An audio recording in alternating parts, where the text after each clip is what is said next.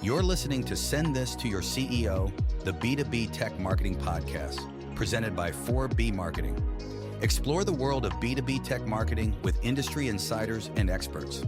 Our episodes are packed with the latest insights, strategies, and trends to help you stay ahead in this ever-evolving industry. Whether you want to sharpen your marketing skills or keep up with tech developments, we have everything you need right here. All right. Hello, everybody. I'm Tyler Jacobson, Director of Marketing here at 4B. This is Office Hours, which we intend to do on a monthly basis, and it's going to be your opportunity to ask us any marketing questions that you might have, any branding questions or content questions. I'll let my counterparts here introduce themselves. Good. Yeah. Hey, guys, I'm Aaron Rosenbluth. I'm our Director of Content. So that means I oversee the the whole world of content is underneath my umbrella. So, there's Matt. Matt Gillespie, VP of Creative. So work very closely with these guys and a full team of creative masterminds, branding, web development, really everything visual and creative you see coming out of our agency. So you can ask us any questions that you have at all in apropos of nothing around marketing to make sure that this is interesting for anybody who might be tuning in. We have some topics that we want to go over, and today it's about the most expensive paid search term in 2024 and how it relates to channel marketing. So you guys said that you wanted to guess about the term. I'm going to challenge you to guess what the term is, and then give me just kind of a ballpark of what you think it's costing. That part's tough. Yeah. I know, especially since it's not your discipline. Be interesting to see what. So when I was trying to think about what it could be, my head went to what is a problem that a lot of people face, like an emergency situation. So I went with plumbing, something related to plumbing, like plumber near me, 24-hour plumber, plumbing related. Okay, and then how much do you think that would cost? You don't have to be dead on. Yeah, there's no prizes involved.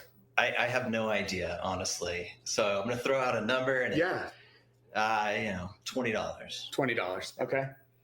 Oh, this is a really hard question. Since you posed it earlier, I've been trying to think of what I think. Plumbing had not occurred to me at all. Honestly, my brain is a little blank on it. There's just so many possible avenues for some strange reason, and this might have to do with my role in this company. I keep wanting to think that it's some kind of search related to social media. Okay. But how to social media? How to social media? And what range would you put how to social media? $40. How to social media? Well, so you guys will both be surprised to find you're wrong on all counts. Okay. All right. I kind of assume. There's different answers to this question online. I'm throwing out the most extreme one here, which was truck collision attorney, and that cost per click was $1,003. That was truck collision attorney. Okay, now the one that I saw in 2023 that I'm also seeing in 2024, and it's in the same ballpark as, regarding price, was motorcycle injury lawyer. And that was going for $201 a click.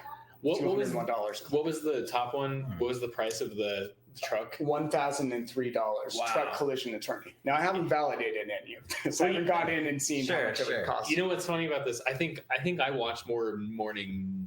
I'm admittedly a news junkie, but I think I watch the morning news, and you guys, I don't know if you guys. I do not watch the morning news. So if you watch the morning news in Colorado, and I bet that it's similar elsewhere, for the last several years, you get constant Franklin D. Azar, who's an attorney in Colorado, commercials, and they're constantly talking about getting hit by a big truck. And this is just kind of blowing my mind because I've been commenting to my wife every morning, wow, something about getting hit by a big truck. It's really popular to get. So it's amazing that's the top search. The more I think about this now, I think it's driven completely by the ticket value of somebody calling your practice. What's the possible financial gain of getting that case versus I guess a plumber, yeah, you beat out your plumbing competitors in what, 2,000 for a water heater repair, right, right, wherever that margin is, right? And so that's going to go back to, and so you're already putting us on the track of where I wanted to go in this discussion, which is thinking about cost per acquisition and then how much margin you're going to get. Is that cost per acquisition? Yeah, it's high, but also how much can you make if you're actually participating in there? Sure. And so the CPA for and again, we're going to go with the $200 motorcycle injury attorney, those keywords costing $200. If they convert somebody on every single click, then that cost per acquisition is $201, and that's probably pretty darn good. Reality is they probably are converting about 10%. Of people who click on that. So now their cost per acquisition is going to go up to $2,000. And by the way, this isn't based on industry stats or anything. I'm just, I'm trying to create a model here because you're not going to be lucky enough to be getting a client every time they click on your ad. Sure. So it's 201 for the click, but then we're going to go ahead and put the cost per acquisition into the 2000s range. So injury attorneys are probably going to make more than $2,000 on that client. I'm sure. Right? So you put, $2,000 in. Are you going to get $40,000 back? Are you going to get $20,000 back? And if you can get that positive ROI, then you have a functional business. Sure. Getting revenue, right? And you've got a lot of visibility in that space. And that's the other thing is when you bid $201 for that term, there's going to be a large group of people who are not clicking on that ad, but you're still getting that visibility out there. So if you're still showing up in there, And in all likelihood, in that region, they're seeing the name elsewhere because these attorneys that do this are also running billboards, commercials. They're all over. Right. So now you've got more in your marketing mix, right? Yes. And so now if you buy a billboard, and again, if you only buy one billboard, and let's say that billboard's $5,000 a month, which would be pretty cheap. Right. But you have to add that into your cost per acquisition, but you're also putting another thing into your marketing mix. And like you said, if I already know Frank Azar's name, which we didn't have to look it up, we already know Frank Azar's name. Yeah. You know how many times I've had to call Frank Azar? 0. Same. Let's keep it that way. Yeah. Well, unless you get hit by a big truck. Exactly. So yeah, you have more in your marketing mix and then your cost per acquisition is going up. But again, what you're looking for is still that margin. Now, because we're thinking about Frank Azar, dude probably needs to be paying us at this point. I think we need to send him this video and then see if we can cash in. But because we're thinking of him, because we already know the name, because he's been marketing to us for years, if we see him pop up amongst those search results, we might be inclined to click it because we know or my sense of it is, and you guys might not share this, my sense is that he's probably a pretty legit attorney because I haven't heard bad things about him. I do know his name and he's been advertising for a long time. For 20 plus years, yeah. So there's a credibility built in there, right? Yep. Everybody else in that list is going to have to compete with Frank Azar for my business. Now, I can see a reason why I wouldn't go with Frank Azar because he has all this money that he's spending into his marketing mix, and boy, I don't want to spend that money. Sure. Right? Like, I don't want to go broke doing that. I might pick somebody lesser known, but my results also have to adjust to that moment. I'd be inclined to think that if I did that search right now, I would subconsciously recognize a name and not really know how I remember that name. And it could have been a billboard or a commercial or something that I passed or just didn't pay any attention to, but somehow it was embedded in my mind.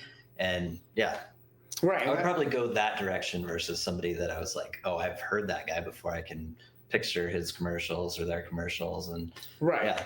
So there might be something where you have brand awareness, but it's more on a subconscious level. But it gives you that sense of like, I feel some security because I've heard of this person before and not in a negative context. Right. So, now, what happens to the injury attorney who's like only willing to spend $2,000 a month total on ads?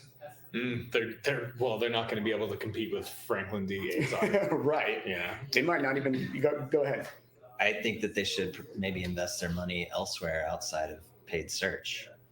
Okay, tell. I don't keep know going what on I that. don't know what the tactic would be, but Okay. if they're only willing to spend that much, then they're really limiting the amount of clicks or times that they're seen.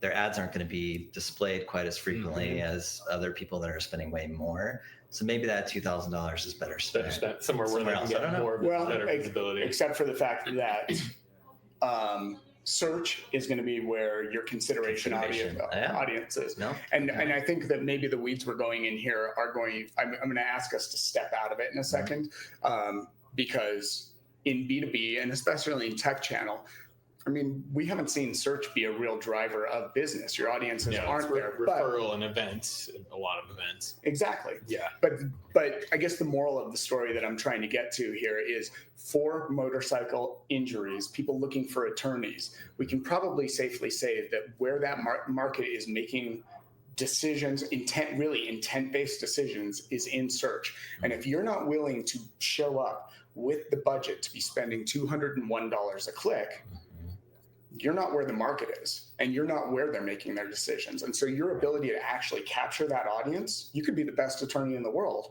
You might win every case, but if you're not willing to be visible where those people are making intent-based decisions, where the market is making intent-based decisions, you may as well be invisible.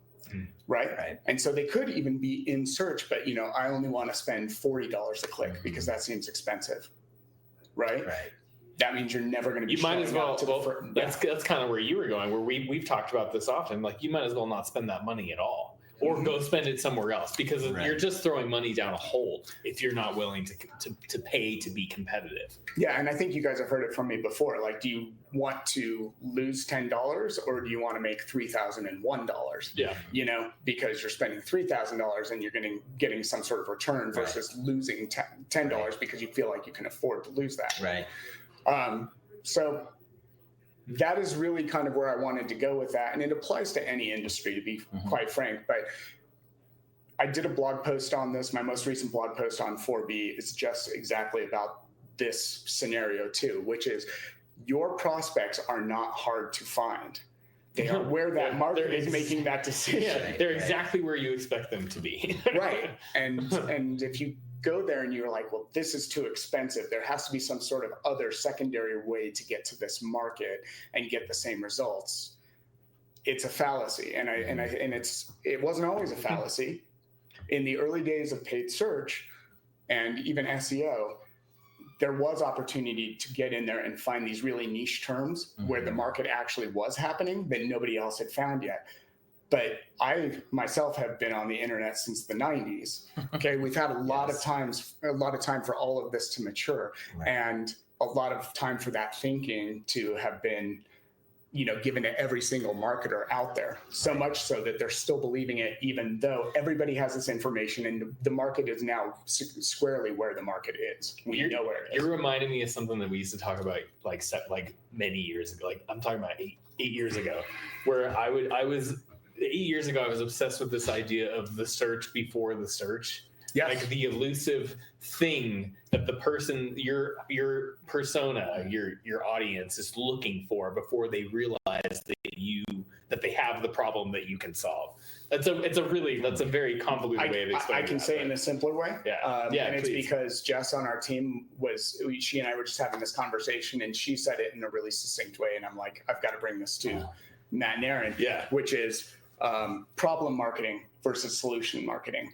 And so solution marketing is now they've defined the problem they have. Now they're looking for a solution. And what you're speaking of is before you ever have the problem, maybe even when symptoms are showing up, that's where I want to be. So I can help you define the problem and then offer you the solution. And also solve it. If you take that back to to any channel marketing, right? Or honestly, B2B marketing, that's where salespeople are supposed to be there, right? They're building that relationship before somebody actually needs that solution. They're making sure that at that moment, when that moment comes where they suddenly do have that problem and they need a solution, they already know. You're the obvious choice. And which, if we go back to the attorney thing, Franklin DAs aren't going to use them. Hey, we're giving, you should pay us. That could be 20 years. Like he's been marketing to us for 20 years to be there at the moment that we need him. Right. I've been developing that awareness for a long time, and now I need him.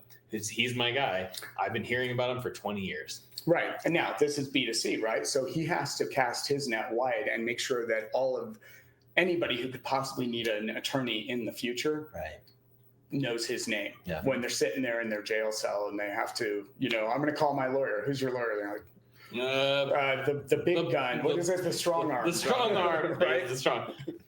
I'm pretty sure there's a strong arm in every state. But again, but that's because we're the market, and he spent a lot of time investing in being that market and being the de facto answer, right? And it's been done through billboards, TV ads, radio ads, search ads. Yep. Right. Everywhere.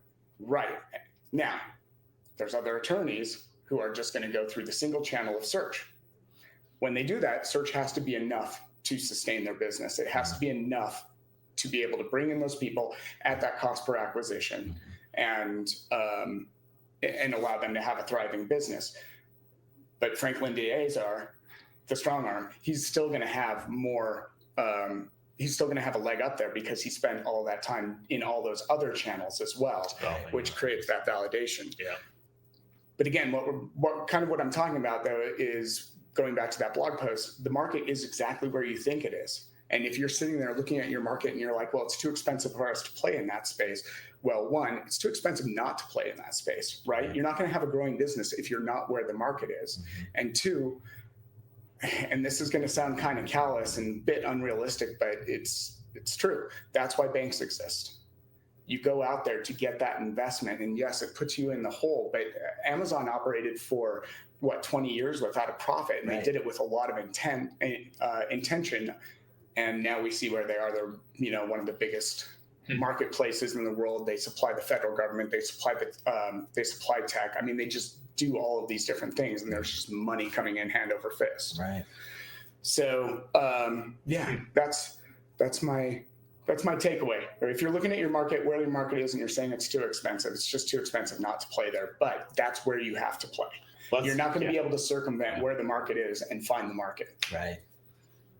Yeah. So, I couldn't agree more. It's amazing how people. It's almost like if you're unwilling to invest in where your leads really are, then should you be in business? well, that's the thing, right? Yeah. You might be sitting there struggling. You're like, man, I can't compete against that Goliath. And it's like, well, that Goliath is that Goliath because they were willing to do this. They're in the mix. Right. Yeah. And so, there's more to it than just that, especially in the B2B space. Actually, if we're going to go with the B2B space and we're going to go with this idea, people buy from people they know and like and trust, right? Right. And so that's that investment, right? So your unique value proposition, maybe you look like everybody else in this space, which we know that sometimes that's the truth. But then your unique value proposition is it's me. Right. And we know each other and we liked each other and we've been investing in each other. I've been investing in your business and learning that. And we've developed a relationship. And now you know who you want to build a website, right? Right. It's Matt. Right. Because, he does a great job and he actually, he's a friend. And so I want to give that business to him. But are salespeople too expensive? I mean, they shouldn't be too expensive. They should be able to go out there and drum up enough business to give you a positive ROI. But yes, it's an investment. It's not a cost, but ideally it's an investment in being where the market is. Yeah. That's what I got. So that's where I was going with that whole most expensive keyword. I love that. I never thought about it. I never would have guessed it, but after hearing it, started to make the connection that it's like, they're making a lot for every lead that they get or every click that they get. There's an opportunity to make a significant amount. So of course, why wouldn't they pay $1,000 a click, whatever, Yeah. And again, so when you get that, and that's the other thing is it's like, that's going to eat into your margin. The more cost per acquisition you have, the less money you get to take home. But it's how you're going to have money to take home in the first place. Yeah. So, yeah. Well, every case that they land and win opens up another channel, referral business, right? Oh, absolutely. Precisely. Yeah. So, and if somebody needs an attorney today, maybe they're the kind of person who might need an attorney tomorrow, right? Sure. And so then you Sure. start getting into lifetime value. Yeah. And actually, when we're talking about the channel and we're talking about B2B, I mean, that is one of the great things about that is it almost looks like a subscription service because you're going to more likely than not be able to continue to sell to that person year after year, quarter Right. after quarter. So now maybe your customer acquisition cost is the same amount as 2 months of that person being your customer, right? So you Right. only make profit after that 2 months, but now you're going to have somebody, For life, if you yeah, can keep them ideally. around. Right. Yeah. Right. So, Yeah. All right. We didn't really announce this, that we were going to go and do this office hours have thing, any so I didn't expect any questions, but I don't see any, right? Yeah, I I don't don't see think any. anybody's doing it, but that's okay. Maybe nobody's even watching, and that's all right too. Oh, we've been muted the whole time. Just kidding. That's what we get for a test run. Can we? What? Are we able to see? I don't think so through this program, but there we go. Okay, so we're planning on doing this for 4B marketing once a month. Yeah. We'll make sure to promote it a little bit. Maybe we'll even get it up on the mailing list. So if you're interested in watching this again and maybe even participating, go to 4bmarketing.com and we have a newsletter. Yes. Click Well, here we're- for cheese. I think we're, go to 4bmarketing.com and you can sign up for the newsletter at the bottom. Or you can go to contact and get in touch with us directly. All right. See you next time. You've been listening to Send This to Your CEO, the B2B Tech Marketing Podcast. Tune in next time for more insights and strategies to stay ahead in B2B tech.